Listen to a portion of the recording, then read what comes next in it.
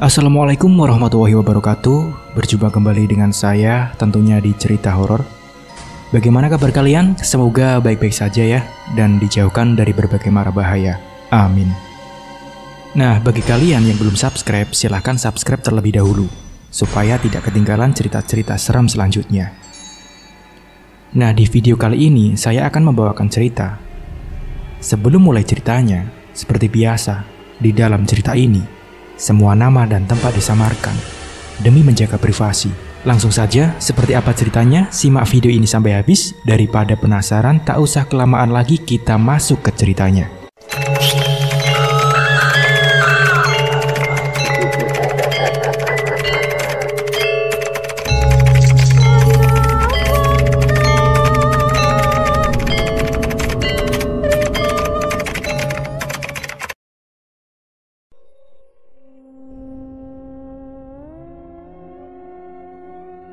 Siapa yang tidak tahu dengan mie ayam, salah satu kuliner Indonesia yang sangat enak disantap. Mie ayam adalah hidangan khas Indonesia yang terbuat dari mie gandum yang dibumbui dengan daging ayam yang biasanya dipotong dadu. Hidangan ini banyak terpengaruh dengan teknik penyajian kuliner yang digunakan dalam hidangan Tionghoa. Sudah hampir 1 bulan, warung mie ayam milik Arif sepi pelanggan. Jika pedagang-pedagang lain biasanya sibuk melayani pelanggan yang memenuhi warung mereka untuk makan siang, yang dilakukan Arif tiap siang hanya melayani 1 hingga 4 orang pelanggan. Sisanya adalah mengusir sekumpulan lalat yang mengganggunya melamun. Padahal ia membuka warungnya di tengah-tengah kota yang di sekelilingnya banyak pabrik maupun perusahaan yang banyak karyawannya. Waktu jam makan siang, banyak orang berlalu lalang, namun tak ada satupun yang mampir ke warungnya. Arif sendiri bingung ada apa yang terjadi dengan bisnisnya. Warung yang ia buka dari uang pensiun sebagai karyawan itu dirasa tidak memiliki masalah. Lokasinya cukup strategis, karena tak jauh dari pusat perkantoran, dilengkapi dengan meja dan kursi, serta tempatnya yang cukup luas. Adapun soal rasa, Arif pernah beberapa kali meracik ulang bumbu dari mie ayam buatannya. Tapi tetap saja, uang belum datang kepada dirinya. Melihat istrinya yang sehari-hari membantu memasak dengan sepenuh hati, dan kedua anaknya yang rajin berprestasi di sekolah, membuatnya tidak tega untuk melepas usaha ini. Terlebih belum balik modal, kebutuhan yang semakin mengerucut, belum lagi biaya sekolah anak-anaknya yang tak bisa dibilang sedikit. Dengan helaan nafas panjang, Arif kelimpungan memikirkan usaha yang sedang dijalaninya. Sementara istrinya menggantungkan Arif sebagai kepala rumah tangga. 1 bulan, 2 bulan dijalani dengan berat hati. Sampai menginjak waktu 3 bulan, sama sekali tidak ada perubahan. Warung mie ayamnya selalu sepi pelanggan. Alhasil, Arif memutuskan untuk mengambil jalan terakhir. Sebuah jalan yang sebenarnya tidak ingin ia tempuh, tapi himpitan nasib memaksanya. Arif pergi ke salah satu dukun yang ada di daerahnya. Tekad yang sudah bulat, ia pun mengetuk pintu rumah Mbah Dukun yang sering disapa Mbah Nah. "Mbah, tolong bantu saya agar dagangan mie ayam saya laris, Mbah," pinta Arif. Mbah Nah hanya memandanginya sambil tersenyum kecil. Wajah itu seakan menunjukkan bahwa ia memiliki rencana untuk memutar balik nasib Arif yang memohon kepadanya dengan sungguh-sungguh. Terjadi obrolan panjang sampai Mbah Nah berkata, "Sekarang kamu bisa pulang, tapi jangan lupa syaratnya. Mie ayam kamu tidak boleh dibawa pulang, dan jangan lupa sesajennya," ucap dukun tua itu. Kalimat tersebut seperti kalimat penenang bagi Arif. Keputusan yang berkobar di dalam dirinya seakan padam dengan janji yang diberikan oleh Mbah Nah. Di malam harinya, mulailah Arif melakukan ritual dengan mantra yang sudah diajarkan tadi. Tak lupa juga, sesaji yang harus disiapkan mulai dari bunga kantil, bunga kamboja, melati, mawar, dan juga dupa serta kemenyan. Tepat di malam Jumat, Arif dengan tenangnya bersekutu dengan iblis tanpa memikirkan anak dan istrinya. Sehari kemudian, Arif semangat seakan membuka bisnis warung mie ayam itu untuk pertama kalinya. Ia membersihkan meja, kursi, dan peralatan makan, mengisi sambal dan kecap, juga menyediakan varian minuman yang lebih banyak. Pesugihan yang dilakukan Arif ternyata membuahkan hasil. Baru 1 hari ia berjualan, sudah banyak pelanggan yang datang. Ia tidak lagi menghabiskan waktu berdagangnya dengan melamun atau mengurusi lalat, melainkan melayani pelanggannya yang banyak. Orang-orang yang singgah ke warung mie ayamnya Arif semakin banyak setiap harinya, mulai dari para karyawan pabrik dan juga warga sekitar yang sengaja datang. Tidak ada lagi melamun dan mengusir lalat, hanya kerja keras untuk memberikan pelayanan terbaik bagi pelanggan-pelanggannya. Arif sendiri bingung mengapa nasibnya berubah dengan begitu cepat.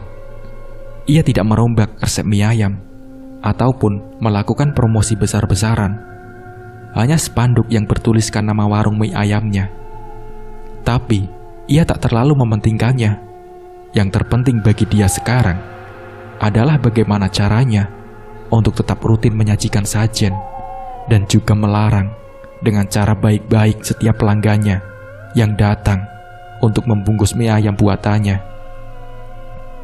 Dalam kurun waktu 1 bulan, pelanggan Arif semakin banyak.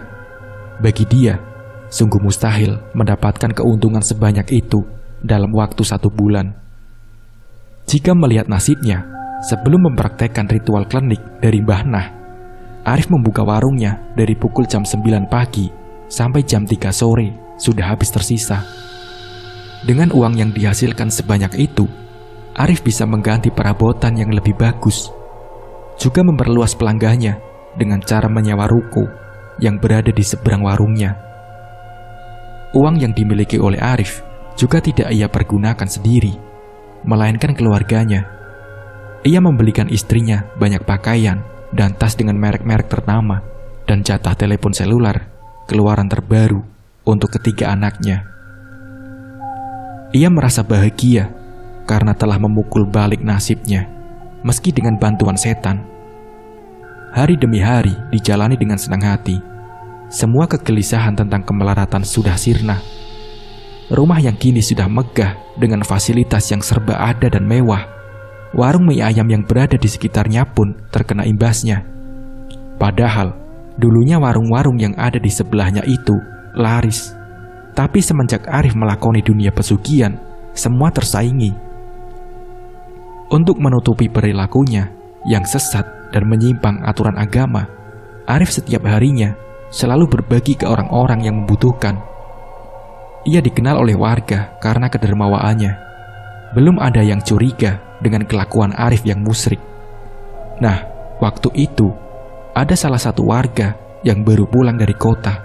Sebut saja namanya Hendro. Hendro mendengar ada salah satu warung mie ayam yang populer di daerahnya, yaitu warung mie ayam milik Arif. Tak mau menunda-nunda, Hendro yang memang pencinta kuliner, ia pun bergegas mendatangi warung mie ayam itu. Kesan pertama waktu makan, di situ jelas rasanya enak banget dan tidak ada yang aneh. Mie ayam itu seperti mie ayam pada umumnya.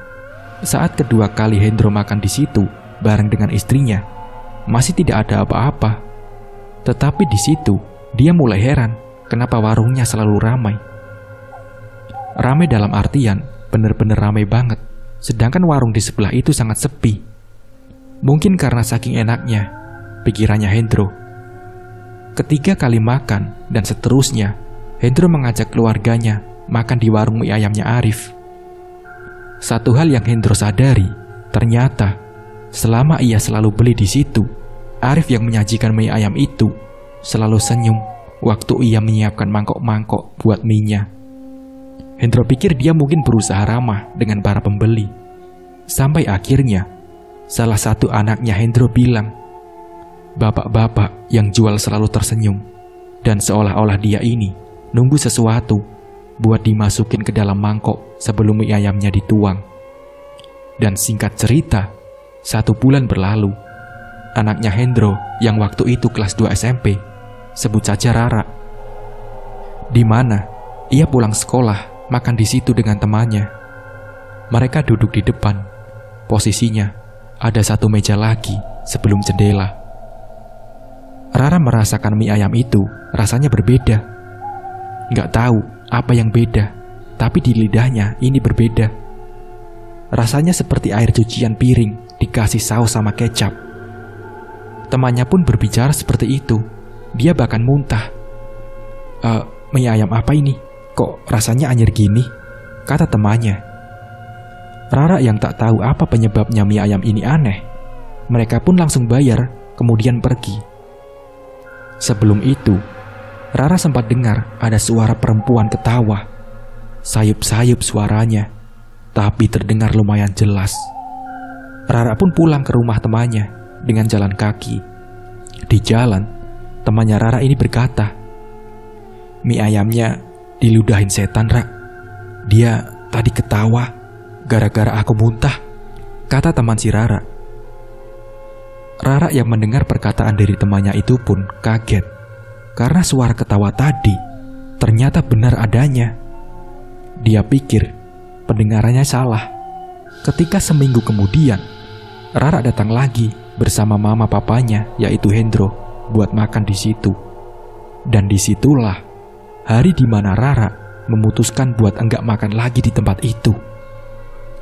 Perempuan dengan jubah putih melewati kaki, dengan rambut panjang ke bawah, duduk di atas gerobak mie ayam tersebut. Mukanya pucat. Rara pun merinding setengah mati. Waktu dia menyadari, Rara bisa melihatnya. Wajahnya berubah seram, hancur banyak darah. Terlebih itu, ada satu lagi di samping penjual mie ayam itu, anak kecil yang meludahi mangkok berisi minyak dan kaldu mie ayam sebelum mie ayamnya dituang. Waktu mie ayamnya datang, Rara nggak mau makan karena ia melihat mie ayam itu sudah diludahi. Rara ingat lagi apa kata temannya beberapa saat lalu yang bilang kalau mie ayamnya diludahi setan. Alhasil, mie punyanya Rara dibungkus. Awalnya, Arif melarang untuk mie ayamnya itu dibungkus dengan alasan tidak ada plastik. Namun entah kebetulan atau tidak, Rara ini membawa kantong plastik yang tadi untuk praktek di sekolah. Dengan berat hati, karena tidak punya alasan lagi, akhirnya Arif membungkus mie ayam itu. Sesampainya di rumah, Rara melihat bungkusan itu dan kecium bagaimana asamnya bau mie ayam tersebut, seperti sudah basi. Padahal mereka dari warung langsung pulang ke rumah. Rara pun menceritakan semua ini ke orang tuanya, tapi mereka menolak percaya. Terlebih, Hendro sebagai orang tua, tipe orang yang gak akan percaya sebelum melihat. 1 minggu setelah kejadian itu, Arif belum tidur malam itu. Ia mencoba untuk terjaga meski matanya sudah merah dan terkadang memicing. Ia merencanakan sesuatu yang bisa dilaksanakan ketika istrinya sudah masuk ke dalam kamar untuk beristirahat. Ketika pintu ditutup, Arif mengangkat pantatnya dari sofa barunya yang empuk, lalu bergegas menuju dapur. Di hadapan lemari dapur, ia melihat sekeliling untuk memastikan tidak ada istrinya atau anak-anaknya yang ingin mencari makanan di kulkas ataupun pergi ke kamar mandi. Arif membuka lemari tersebut, lalu mengambil sebuah bungkusan berwarna hitam, seukuran kaleng kornet. Dengan perlahan-lahan, Arif berjalan masuk ke kamarnya dengan perlahan. Ia membuka pintu, lalu mendekati istrinya yang sedang beristirahat. "Selamat ulang tahun," ucap Arif dengan suara yang cukup keras. Respon sang istri ternyata di luar dugaannya. Sekotak emas yang ia taruh di dalam bungkusan tersebut tidak membuat istrinya terharu atau bahkan tersenyum. Istrinya hanya terdiam, seakan-akan memendam sebuah masalah rumit. "Memang benar kamu sekarang pakai pesugihan buat warung mie ayam?" tanya sang istri dengan nada rendah. Mendengar pertanyaan itu, Arif yang tidak memberitahukan ini kepada siapapun sontak kaget. Kok kamu Nanya kayak gitu? Siapa yang bilang? Arif berusaha tenang meski jantungnya berdebar. Aku dengar dari teman aku. Teman aku tahu dari anaknya yang katanya bisa melihat. Kata istrinya lagi. Ngelihat apa maksudnya? Tanya Arif heran. Gak tahu juga. Pokoknya ngelihat. Karena orang itu punya mata batin katanya. Tapi aku coba buat gak percaya. Meski sekarang aku masih aja kepikiran, ucap istrinya Arif. Mereka hanya orang-orang iri yang tidak bisa lihat orang lain sukses. Mungkin ini adalah rezeki yang memang diberi Tuhan. Tidak usah kamu memikirkannya. Cukup memanfaatkan rezeki yang sudah diberikan kepada kita. Arif mencoba menutupi cara liciknya dengan membawa Tuhan. Pertanyaan itu ternyata tidak selesai malam itu. Beberapa hari setelahnya, pertanyaan dan kabar tentang warung mie ayam Arif yang menggunakan pesugihan semakin nyaring di telinga Arif dan istrinya. Warung yang biasanya banyak pembeli, semakin kesini semakin sepi. Arif melupakan kalau ia sudah melanggar syarat yang diajukan Mbah Nah. Akibatnya, sekarang pendapatannya semakin menurun.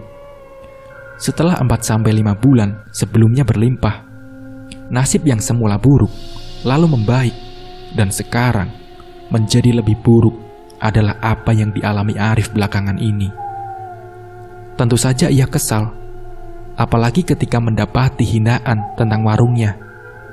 Ia tahu bahwa tak sedikit tetangganya yang menyebut mie ayam Arif dengan sebutan mie ayam lidah. Selang beberapa waktu, hinaan terhadap mie ayamnya Arif malah semakin menjadi-jadi. Jika sebelumnya mie ayam buatan Arif disebut mie ayam lidah, sekarang ada saja yang menyebut mie ayam Arif diracik oleh setan. Hinaan ini lama-kelamaan tidak membuatnya kesal, tetapi juga bingung. Arif mencoba tak memikirkannya, karena ia sama sekali tidak merasa telah melakukan perbuatan jahat. Menurutnya, Mbah Nah hanya membantunya untuk memperlancar jalannya rezeki, tanpa bantuan setan atau apapun. Pada akhirnya, Arif kalah juga oleh rasa penasarannya. Tanpa sepengetahuan Mbah Nah, Arif mencari orang pintar lain untuk membantunya membuka mata batin. Hal ini dilakukan karena ia ingin membuktikan apakah Mbah Nah sesuai dengan apa yang ia percayai. Membantunya dengan pesugihan yang memang licik, tapi tidak melibatkan setan di dalamnya. Malam itu Arif menutup warungnya lebih awal, guna mempermudah proses membuka mata batinnya yang akan dibantu oleh Ki Somat. Ia mengenal Ki Somat dari salah satu kawannya. Kawannya merekomendasikan Ki Somat karena ia dipercaya dapat membukakan mata batin. Arif hanya berdua dengan Ki Somat malam itu. Keheningan membuat rapalan mantra Ki Somat terdengar keras. Arif tahu bahwa rapalan itu tidak beda jauh dengan ritual klinik yang dibaca oleh Mbah Nah. Tapi ia tetap mencoba untuk mempertanyakannya. Ketika kamu membuka mata, jangan panik, ada saya, ucap Ki Somat. Arif pun terkejut dengan pernyataan itu.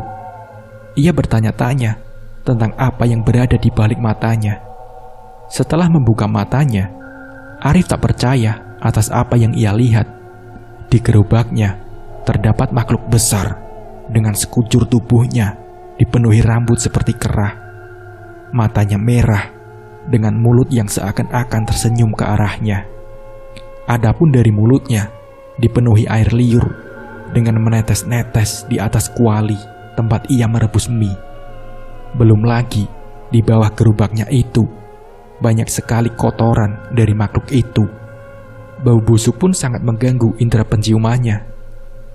Melihat semua itu, Arif tahu bahwa tidak ada pesugihan yang tidak melibatkan setan. Juga Arif tahu dari mana asal mula hinaan terhadap mie ayamnya berasal. Mulai saat itu juga, Arif meminta bantuan Ki Somat agar ia bisa terlepas dari jeratan setan itu. Harta yang telah dimilikinya pun kian menyusut. Tidak mudah untuk berobat dari praktik pesugihan yang pernah dijalaninya.